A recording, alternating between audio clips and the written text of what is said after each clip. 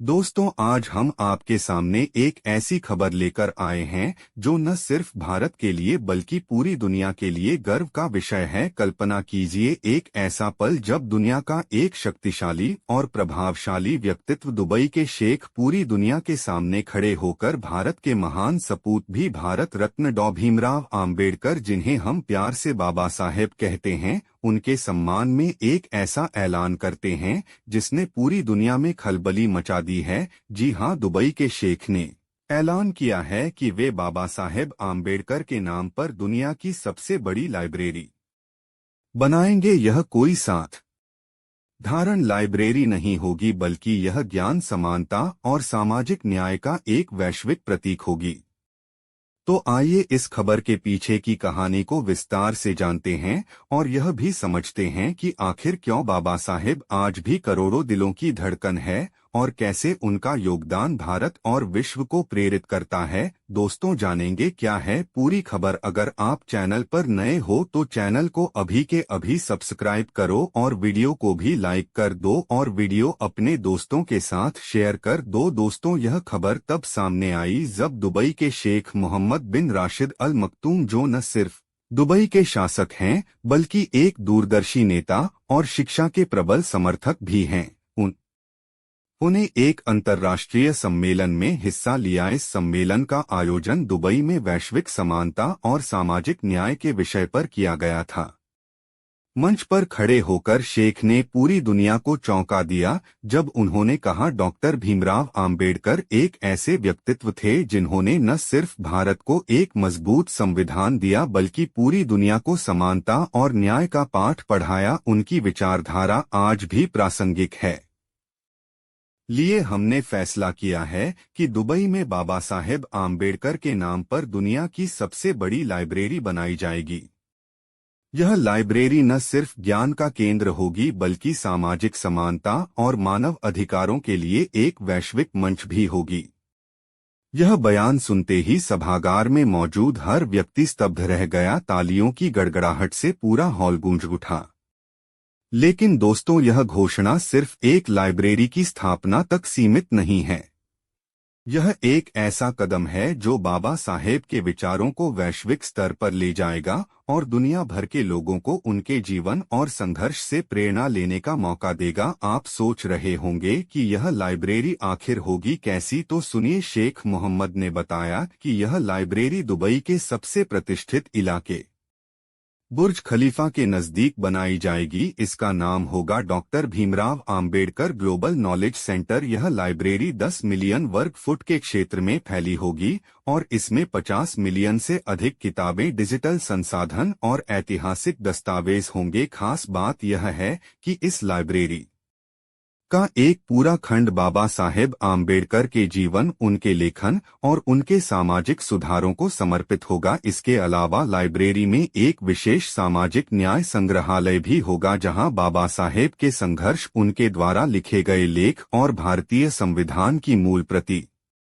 की digital copy प्रदर्शित की जाएगी। दोस्तों, अब बात करते हैं उस महान व्यक्तित्व की जिनके सम्मान में यह ऐतिहासिक कदम उठाया जा रहा है। डॉक्टर भीमराव आम्बेडकर, जिन्हें बाबा साहेब के नाम से जाना जाता है, वे भारत के उन गिने चुने लोगों में से थे जिन्होंने न सिर्फ अपने समय को बदला बल्कि आने वाली पीढ़ियों के लिए एक ऐसी नींव रखी जो आज भी भारत को मजबूत बनाए हुए है।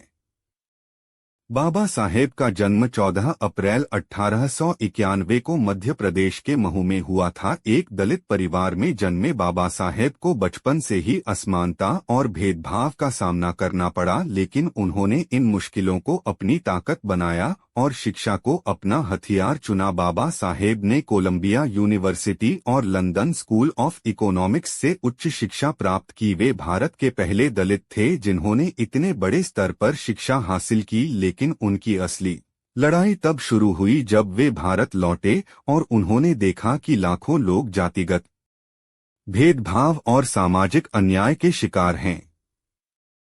बाबा साहेब ने तय किया कि वे इस अन्याय के खिलाफ आवाज उठाएंगे और समाज को बदलेंगे। उनका सबसे बड़ा योगदान है भारतीय संविधान। बाबा साहेब संविधान सभा की प्रारूप समिति के अध्यक्ष थे। उन्होंने 2.5 साल तक अथक परिश्रम करके भारत को एक ऐसा संविधान दिया जो दुनिया के सबसे मजबूत और प्रगतिशील संविधानों में से एक है।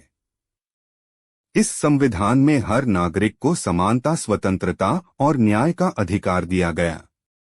बाबा साहेब ने शिक्षा को सबसे बड़ा हथियार माना। उनका कहना था, शिक्षा वह शेरनी का दूध है, जो पिएगा वही दहाड़ देगा। उन्होंने दलितों और वंचितों को शिक्षित होने के लिए प्रेरित किया। उन्होंने बौद्ध धर्म को अपनाकर यह संदेश दिया कि कोई भी धर्म जो असमानता को बढ़ावा देता है वह मानवता के लिए सही नहीं है। आर्थिक क्षेत्र में भी बाबा साहेब का योगदान अतुलनीय है। वे एक महान अर्थशास्त्री थे। उनकी किताबें जैसे रुपए की समस्या और ब्रिटिश भारत में प्रांतीय वित्त का विकास आज भी अर्थशास्त्र के क्षेत्र में महत्वपूर्ण मानी जाती है। उन्होंने रिजर्व बैंक ऑफ इंडिया की स्थापना में भी महत्वपूर्ण भूमिका निभाई। इसके अलावा उन्होंने मजदूरों के अधिकारों के लिए आवाज उठाई और 8 घंटे के कार्य दिवस की वकालत की। दोस्तों, यह दुखद सच्चाई है कि भारत में आज भी कुछ लोग बाबा साहेब के योगदान को कम करने की कोशिश करते हैं। कुछ लोग कहते हैं कि बाबा साहेब ने सिर्फ दलितों के लिए काम किया या उनका योगदान संविधान तक सीमित था, लेकिन यह सरासर गलत है। इसलिए अपनाया क्योंकि वे एक ऐसे समाज की कल्पना करते थे जहां कोई भेदभाव न हो। दोस्तों, यह विडंबना है कि जिन लोगों ने बाबा साहेब का विरोध किया वे आज भी उनकी बनाई संविधान की छत्रछाया में जी रहे हैं। बाबा साहेब ने कहा था, मैं उस संविधान को नहीं मानता जो मेरे लोगों को डोट को गुलाम बनाए, और यही वजह है कि उन्होंने ऐसा संविधान बनाया जो हर नागरिक को आजादी और सम्मान देता है। मगर दोस्तों, जहां भारत में कुछ लोग बाबा साहेब के योगदान को कम करने की कोशिश करते हैं, वहीं दुनिया भर में उनके विचारों को सम्मान दिया जाता है। संयुक्त राष्ट्र में बाबा साहेब के विचारों को मानव अधिकारों के लिए प्रेरणा माना जाता है। अमेरिका, ब्रिटेन और जापान जैसे देशों में बाबा साहेब के जीवन पर शोध होते हैं। उनकी किताबें विश्वविद्यालयों में पढ़ाई जाती है। कोलंबिया यूनिवर्सिटी, जहां बाबा साहेब ने पढ़ाई की थी, वहां उनके सम्मान में एक विशेष केंद्र स्थापित किया है।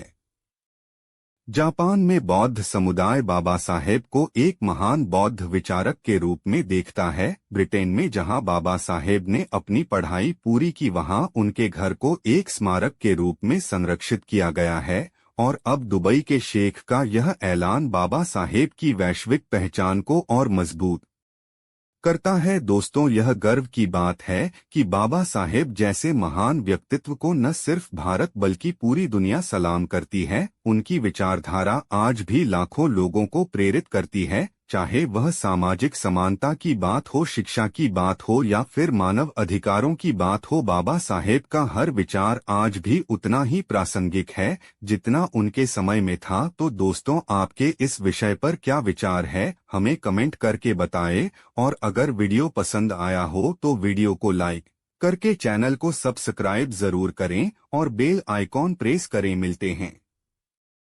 किसी और वीडियो में। जय भीम, जय भारत, धन्यवाद।